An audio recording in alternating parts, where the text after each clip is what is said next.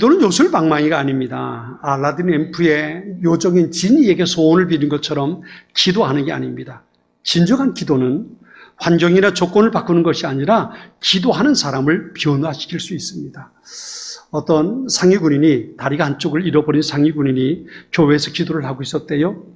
어떤 교회에 와서 이것저것 봉사하던 사람이 그 모습을 보고 그 옆에 있는 사람에게 얘기합니다. 저 사람은 기도하면 하나님께서 다리를 멀쩡하게 고쳐주실 줄 아는가 봐. 그리고 얘기를 뒤에서 하는 거예요.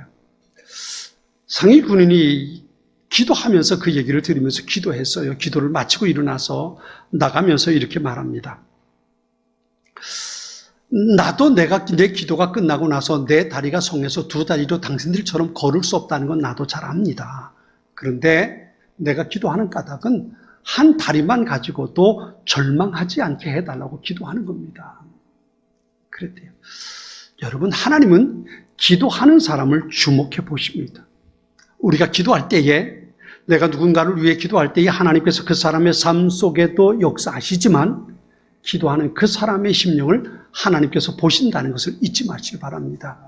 우린 그래서 기도하는 거야. 그래서 기도하는 겁니다. 내가 기도하는 그 사람의 인생이 변화되는 것도 중요하지만 하나님 앞에 기도하는 내 삶이 주님 앞에 새롭게 되는 소중한 은혜가 있기 때문에 기도하는 겁니다. 오늘의 말씀은 제가 한번 한 가지 질문을 하면서 시작을 해보겠습니다. 제가 다음에 몇 가지를 말할 텐데요. 이게 정상인지 비정상인지 한번 여러분 판단을 해보세요. 첫 번째, 왼손으로 밥을 먹거나 왼손으로 글씨를 쓰는 사람, 정상일까요? 비정상일까요? 어떨까요? 정상일까요? 비정상일까요? 정상이죠. 정상이죠. 그거 틀린 게 아니고 다른 거죠. 다른 거죠. 그러면요, 두 번째, 뒤로 걷거나 뒤로 뜀박질하는 사람, 정상일까요? 비정상일까요? 정상이죠. 종종 여기 색강에서 걷다 보면 그런 사람들 봅니다. 뒤로 걸어가는 사람. 왜요? 운동하기 위해서. 뒤로 걷는 사람. 뒤로 걸으면 앞으로 걷는 것보다 종아리와 이 허벅지 근육이 몇 배는 더 강화된대요. 뒤로 걷는 사람이 있어요. 운동하기 위해서지요. 그러면요, 남자가 남자와 더불어 결혼해서 가정을 이루고 여자가 여자와 더불어 결혼해서 가정을 이루는 사람들 정상일까요? 비정상일까요? 비정상이지요. 비정상이지요. 어느 분이 그런 얘기를 했어요. 오늘 우리가 살고 있는 이 시대는 비정상을 향해서 가고 비정상이 정상이 되고 정상이 비정상이 되는 시대를 향해서 지금 이 시대는 달려가고 있다. 그런 얘기를 했어요. 정신이 정상이 아니고 비정상인 상태를 뭐라고 말하냐면 mental problem이라고 말합니다. 생각하는 사고방식에, 사고체계에 이상이 생겼다는, 문제가 생겼다는 얘기입니다.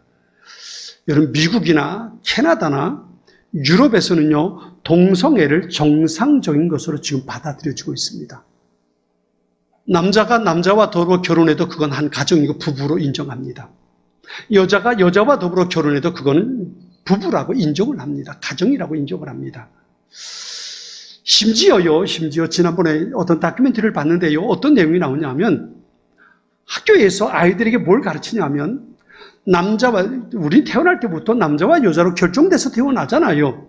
학교에서 뭘 가르치냐면요. 너희들이 나중에 성장해서 남자로 살 것인지 여자로 살 것인지 결정할 수 있다라고 가르친다는 거예요. 남자로 태어나서도 난 여자로 살래? 그럼 여자로 사는 겁니다. 여자로 태어나서도 난 남자로 살래? 그러면 남자로 살 수 있다는 겁니다. 그러니까 남성과 여성이 태어날 때부터 결정되는 것이 아니라 자기가 스스로 결정할 수 있다고 가르치고 있는 겁니다. 그런데 이게 비단 서구의 모습뿐만 아니라 우리나라에서도 이 일이 이미 시작되고 있는 것을 우리는 얼마든지 볼 수 있습니다. 국회에서 만들려고 하는 법 가운데 하나가 차별금지법이라는 게 있습니다. 이게 바로 이런 겁니다. 남자와 남자가 더불어 가정을 이루는 것도 괜찮다. 그걸 뭐라고 하면 안 된다. 동성애가 죄라고 하면 안 된다. 이거 차별하면 안 된다는 거예요. 그건 그냥 사람의 각기 다른 취향일 뿐이지 그게 결정적인 건 아니라는 거지요. 그래서 그걸 죄라고 말하면 그건 법에 어긋난다는 거예요. 이게 차별금지법입니다. 이런 일들이 우리나라에서도 이미 시작되고 있습니다. 오늘 본문의 이야기는요, 며칠 전에 우리가 생명의 삶을 통해서 봤던 사도행전의 말씀입니다. 유대 총독의 관저가 있는 가이사라에서 그때 총독이었던 베스도가 사도 바울을 불러놓고 재판하고 있는 과정의 이야기가 바로 오늘 본문의 이야기입니다.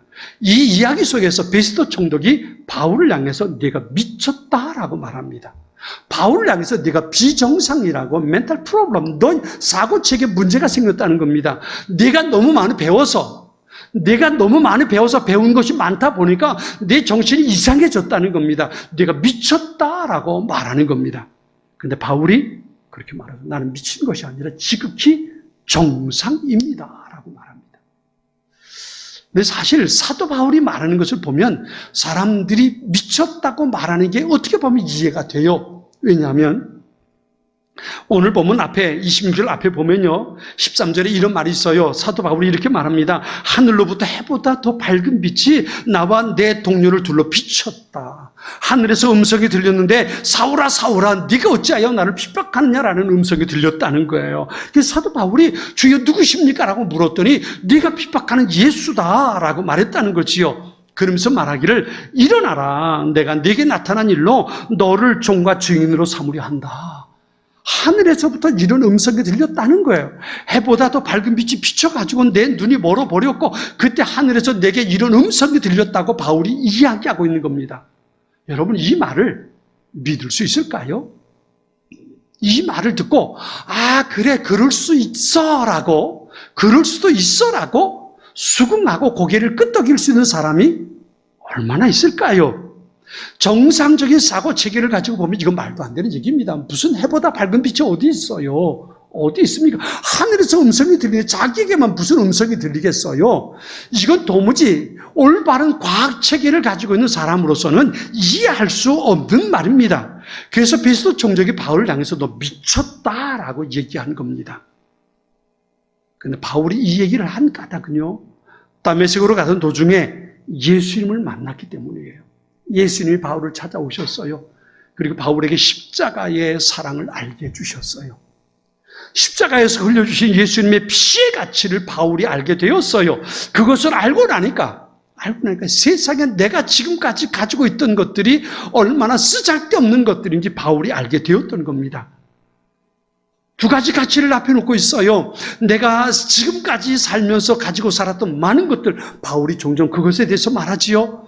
나는 시브리인 중에 시브리인이고, 나는 로마의 시민권도 가지고 있고, 나는 바리새인이고, 율법의 의로는 흠이 없는 사람이고, 누구보다 하나님을 잘 섬기던 사람이었다는 것.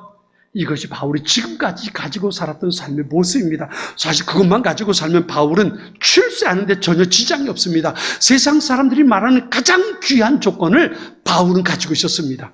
그런데 그가 다메섹으로 가던 도중에 예수님을 만나게 됩니다. 그리고 예수님께서 나를 위해 십자가에 돌아가셨다는 것을 깨닫게 됩니다. 예수님께서 십자가에서 흘려주셨던 그 피가 얼마나 가치 있는 것인가를 바울이 깨닫게 됩니다. 그리고 그 두 가지를 저울에 올려놓습니다. 두 가지를 저울에 올려놨는데요, 지금까지 중요하게 여긴다고 생각했던 것들이 올라가 버려요. 예수님 안에 사는 것이 얼마나 소중한 것인지, 이 가치가 세상에 무엇보다 더 소중하다고 깨닫게 된 바울은 지금까지 자기가 가지고 살았던 모든 것을 던져버린 겁니다. 성경은 그렇게 바울이 그렇게 고백하는 것을 보죠. 그 모든 것들을 무엇과 같이 버렸다고요? 배설물처럼 던져버렸다 그랬어요. 왜? 내가 예수님과 동행하는 것이 얼마나 가치 있는 것인가를 깨달았기 때문이라는 거예요. 그 주님의 사랑에 붙잡히고 나니까 세상의 모든 것들이 하찮은 것 되더라는 거예요. 그러다 보니까 바울이 말하는 겁니다. 내가 예수님을 만난 것이 얼마나 소중한지, 그 감격이 얼마나 귀한 건지, 나 그것 때문에 지금 여기 서 있다. 바울이 그렇게 말하고 있는 거예요. 그런데 보세요. 이 말을 듣는 이 법정에 있는 사람들의 모습을 보자고요. 지금 바울은 죄수의 모습으로 여기 끌려 나와 있습니다. 초췌합니다. 손에는 수갑이, 요즘 말로 말하면 수갑이 채워져 있습니다. 결박돼 있어요. 바울 앞에 있는 사람은 누구냐면요, 첫 번째 베스도 총독이 있습니다. 그는 로마로부터 유대를 다스리도록 고난을 위임받고 파송돼 있는 사람입니다. 유대인들의 죽이고 살릴 수 있는 고난을 이 베스도 총독이 가지고 있습니다. 그 총독이 앞에 있습니다. 그 옆에는 아그리빠 왕이 있습니다. 이 아그리빠 왕은 우리가 잘 아는 헤롯 대왕의 증손자입니다. 헤롯 대왕의 마지막 마지막 대를 이은 왕이에요. 로마 황제로부터 유대를 다스릴 수 있도록 왕으로 책봉받은 사람이 아그리파 왕 2세입니다. 거기에 왕복을 차려입고 그 앞에 딱 앉아 있습니다. 유대인 가운데 가장 높은 권력을 가지고 있는 사람입니다. 그리고 거기에 또 있는 사람은요, 가이사라의 유지들입니다. 가장 높은 지위에 있는 사람들, 그리고 군대 지휘관들, 천부장들이 거기 앉아 있습니다. 이들이 왜 거기 앉아 있을까요? 바울을 재판해가지고 바울에게 무슨 죄가 있는지 없는지 이걸 판단하기 위해서 그 앞에 앉아 있는 거예요. 그러니까 바울 앞에 있는 사람들은 그 당시 모든 것을 가지고 있는 사람입니다. 권력, 재물, 유명세, 권위, 세상에 가질 수 있는 모든 것을 다 가지고 있는 사람들이 지금 바울 앞에 있는 사람들입니다. 그들이 지금 바울을 판단하기 위해서 모여 있는 겁니다. 그런데 바울은요, 죄수의 모습으로 거기 서 있는 거예요. 옆에는 자기와 가까웠던 사람들은 아무도 없습니다. 모두 다 떠나가고 혼자 죄수의 모습으로 거기 바울은 서 있습니다. 더군다나 그는 죄수이기 때문에 묶여있는 모습으로 거기 서 있는 겁니다. 이것이 바로 그 현장에 있는 바울을 쳐다보고 있는 사람들의 모습입니다. 그런데 그 앞에서 바울은 이렇게 말합니다. 우리 오늘 보면 29절 말씀 같이 한번 읽어볼까요? 29절입니다. 29절 말씀 같이 읽습니다. 바울이 이르되 말이 적으나 많으나 당신뿐만 아니라 오늘 내 말을 듣는 모든 사람도 다 이렇게 결박된 것 위에는 나와 같이 되기를 하나님께 원하나이다 하니라. 아멘. 여러분, 여기 바울의 말을 듣는 사람들이 누굽니까? 바울의 말을 듣는 사람들은 바로 앞에 있는 베스토 총독, 아그리파 왕, 그리고 그의 누이 동생인 버니게, 그리고 가이사라의 유지들, 그리고 군대 지휘관인 천부장들입니다. 세상의 모든 권세는 다 가지고 있는 사람들이 그들입니다. 근데 바울은 아무것도 없습니다. 죄수의 몸으로 결박되어 있습니다. 근데 바울이 말합니다. 내가 이렇게 묶여있는 것 말고는 당신들이 나와 같이 되기를 내가 원합니다. 라고 말하는 겁니다. 도대체 바울이 무슨 배짱일까요? 바울이 가지고 있는 게 도대체 뭐길래요? 그 앞에 세상에 가질 수 있는 모든 것을 다 가진 사람들이 있는데 그들 앞에서 당신들도 나처럼 되기를 원합니다라고 말할 수 있을까요? 오늘도 세상에 나처럼 되기를 원한다고 말하는 사람들은 참 많습니다. 그죠? 참 많아요. 그들의 공통점은 뭐냐 하면 고난과 역경 속에서 열심히 일하고 열심히 공부해서 지금 성공한 사람들입니다. 나처럼 하면 당신들도 성공할 수 있습니다. 나처럼 하면 당신들도 서울대 갈 수 있습니다. 나처럼 하면 당신들도 부자가 될 수 있습니다. 이렇게 말하는 사람들입니다. 많은 것을 다 이루어 놓고 나서 나처럼 살아보십시오라고 말하는 사람들이 세상에 얼마나 많이 있습니까? 그래서 그들이 책을 쓰는 겁니다. 내가 이렇게 살았습니다. 당신들도 이렇게 살아보십시오라고 얘기하는 거지요. 그들은 다 나름대로 성공한 이력을 가지고 있는 사람들입니다. 바울은 어때요? 바울들이 성공했습니까? 그런 죄수의 모습으로 모든 것을 잃어버린 채 자기의 생명을 주관할 수 있는 사람 앞에 저 사람이 나를 죽일 것인지 살릴 것인지 그 판단을 받기 위해서 지금 죄수의 몸으로 결박되어 있단 말이에요. 아무것도 가지고 있지 못한 바울인데 모든 것을 가진 것 같은 사람들 앞에서 당신들이 나처럼 되기를 원한다고 바울은 말하고 있는 겁니다. 도대체 바울이 무슨 배짱이길래? 바울이 가지고 있는 게 뭐길래요? 그게 뭐길래 이렇게 그 사람들 향해서 담대하게 외칠 수 있었을까요? 한 가지. 바울이 가지고 있는 것은 한 가지입니다. 모든 것을 다 잃어버렸어요. 아니, 바울은 모든 것을 다 던져버렸어요. 그리고 한 가지만 가지고 있습니다. 그게 바로 예수의 생명입니다. 다른 것은 다 던져버리고 예수의 생명을 손에 꽉 붙잡고 사는 바울, 이것이 세상에 무엇보다 가치가 있고 중요하다는 것을 바울은 알고 있었던 겁니다. 세상에 아무리 많은 것을 가졌어도 이것을 가지고 있지 못했다면 그는 아무것도 갖지 않은 사람이라는 것을 바울은 알고 있습니다. 세상의 모든 것을 다 잃어버렸어도 이것 한 가지만 가지고 있다면 그는 세상의 모든 것을 가진 자라는 것을 바울은 알고 있었던 겁니다. 전에 한번 제가 그런 산수 공식에 대해서 말씀을 드린 적이 있어요. 100 빼기 1은 99가 아니라 빵 0이고 1 더하기 0은 1이 아니고 100이다. 이 산수가 이해가 되십니까? 세상의 모든 것을 가졌어도 예수 그리스도 그분을 소유하고 있지 못하면 그는 모든 것을 잃어버린 사람입니다. nothing, 아무것도 없는 사람입니다. 그런데 아무것도 갖지 못했어도 예수 그리스도 그분을 소유하고 있다면 그는 세상의 모든 것을 가진 자라는 겁니다.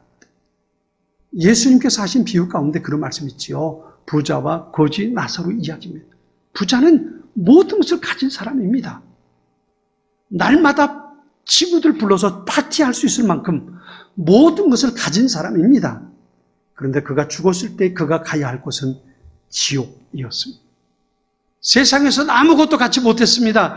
부자의 집에서 파티를 하고 나온 음식 찌꺼기를 먹으며 하루하루 연명이 가던 거지였습니다. 그런데 그가 죽었을 때 그는 아브라함의 품에 안길 수 있었습니다. 100 빼기 1은 0이고 1 더하기 0은 100이라는 것을 우리 잊지 말아야 합니다. 바울은 이 공식에 대해서 분명한 확신을 가지고 있었습니다. 어쩌다 보면 우리에게 부족한 것이 바로 이것일 수 있습니다. 바울처럼 예수님을 사랑해서 예수님이 나의 주인이라고 우리는 고백하고 삽니다. 우리 모두 나는 예수님을 믿습니다라고 고백합니다. 나는 하나님이 나의 하나님인 것을 나는 믿습니다라고 우린 그렇게 고백하며 삽니다. 그런데 예수님 그분을 소유하고 있는 것이 내가 세상을 전부 가지고 있는 것이라는 확신이 우리에게 없을 수 있다는 겁니다. 그렇기 때문에 우리는 한눈을 팔아요. 어디로 팝니까? 나도 저 사람처럼 건강해지고 싶고, 나도 저 사람처럼 부자가 되고 싶고, 나도 저 사람처럼 더 높이 올라가고 싶고, 나도 저 사람처럼 좀 더 풍족하게 살았으면 좋겠다라고 생각하는 겁니다. 아직 내가 가지고 있는 예수의 생명이 얼마나 소중한지, 그것의 가치가 얼마나 대단한 것인지 그것을 알지 못하기 때문에 우리는 세상의 많은 사람들을 보며 부러워하고 있다는 겁니다. 우리가 먼저 확실히 해야 할 것은 예수의 생명을 얻었고 죄사함 받았다는 것이 얼마나 복되고 가치 있는 것인가를 우리가 알아야 된다는 겁니다. 예수 이름을 알았다는 것이 내 인생에 왜 얼마나 소중한 빛인가, 이것을 아는 것이 우리에게 중요합니다. 세상이나 세상에 있는 것, 그건 잠시 후면 지나갈 것들입니다. 아무리 세상에 많은 것을 가졌어도 그것은 영원히 그의 것이 될 수 없는 겁니다. 전에 한번 어떤 분의 장례를 치르는 곳에 갔어요. 정말 세상에 남부럽지 않는 그런 삶을 살았던 분입니다. 기업을 일구었고 많은 자산을 자녀들에게 남겨준 분입니다. 정말 대단한 분이었고 많은 것을 누리며 정치적으로도 영향을 끼쳤던 분입니다. 장례를 치르는데요, 마지막 발인 예배를 드리는데 앞에 관을 갖다 놓고 광뚜껑을 열어놓고 마지막 인사하는 시간들을 가졌어요. 그 앞에 가서 마지막 인사를 하면서 이렇게 얼굴을 봤어요. 그가 입고 있는 옷이 무슨 옷이었을까요? 무슨 옷을 입었을까요? 명품 옷을 입었던 것이 아니고 수의를 입고 누워 있는 거예요. 아무리 금고에 많은 돈이 있어도 더 이상 그의 것이 되지 못하는 거예요. 아무리 명품 옷을 입고 아무리 맛난 음식을 먹고 살았어도 더 이상 그의 것이 되지 못하는 거예요. 세상에 많은 것을 가진 것은 언젠가 그의 곁을 떠나게 돼 있단 말이에요. 그러나 영원한 삶, 우리에게 정말 소중한 것이 있다면 그것이 바로 예수 그리스도 그분의 생명이라는 거예요. 이것이 바로 진짜입니다. 이게 진짜입니다. 이것을 알기에 바울이 그 앞에 있는 사람들에게 말하는 겁니다. 여러분이 나처럼 되기를 내가 원합니다 라고 말했던 겁니다. 우리도 바울과 같은 말을 할 수 있게 되기를 축원합니다. 먼저는 내 안에 예수의 생명을 소유한 사람들이 될 수 있어야 합니다.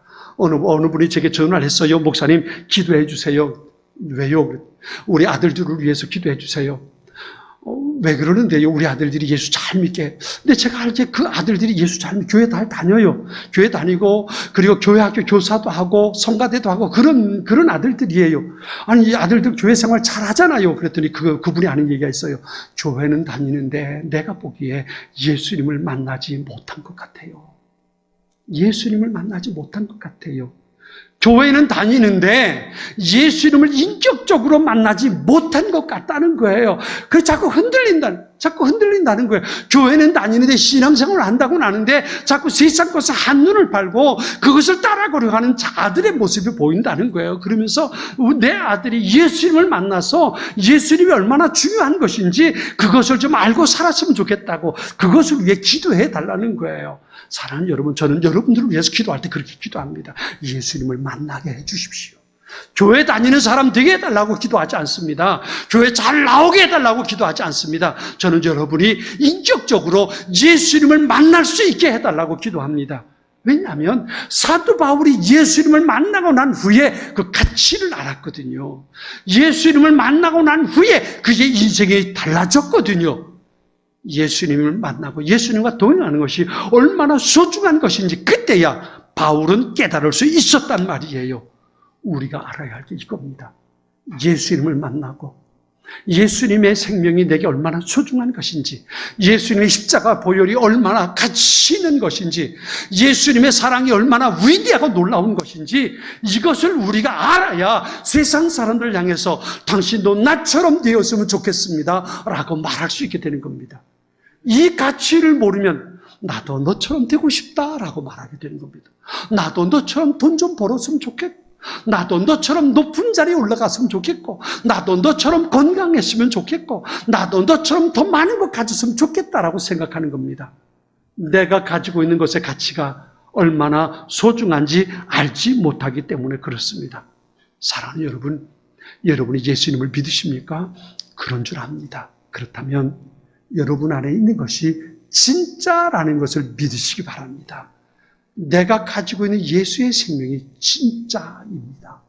세상의 어느 것과 비교할 수 없는, 세상의 어느 것과 가치를 따질 수 없는 가장 소중한 가치가 내가 믿고 있는 예수 그리스도, 내 안에 계시는 예수의 생명이 바로 그것이라는 것을 우리는 잊지 말아야 합니다. 예수 생명, 진짜를 가지고 있는 사람은 가짜가 판치는 세상에서 절대로 흔들리거나 낙심하지 않습니다. 내가 가지고 있는 것이 진짜가 아닌 사람이 좀 더 좋아 보이는 것 때문에 흔들리고 낙심하고 부러워하게 되어 있는 겁니다. 그러나 내가 가지고 있는 것이 진짜라면 아무리 좀 더 좋은 것을 봐도 절대로 부러워하거나 흔들리지 않게 되는 겁니다. 사랑하는 성도 여러분, 예수님의 크신 십자가 사랑을 경험하실 수 있기 바랍니다. 그 예수님을 만나고 그 예수님의 나를 향한 사랑이 얼마나 크고 놀라운 것인가, 그것을 내가 경험하고 그 사랑을 가지고 살아가는, 그 사랑 때문에 감격과 기뻐하며 하나님 앞에 예배하고 찬양하고 세상을 향해서 나처럼 당신도 되었으면 좋겠습니다. 나처럼 당신도 예수님 만났으면 좋겠습니다. 당신도 나처럼 예수의 생명을 가졌으면 좋겠습니다.